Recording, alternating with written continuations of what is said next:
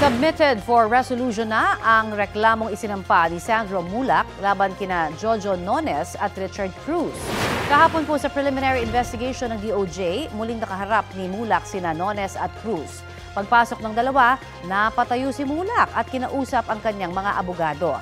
Kasama rin ng aktor ang ama niyang si Nino. Galit, siyempre. Umiyak siya sa loob. Yun, so, pinalabas mo na yung kabila. We just hope for the best dito sa mga darating na araw sa mga umadal na yung kaso. Para hindi magkatensyon, inilipat sina Nones at Cruz sa ibang kwarto para doon panumpaan ang kanilang mga kontrasalaysay. Itinanggi pa rin po ng dalawa ang reklamong rape through sexual assault of acts of lasciviousness.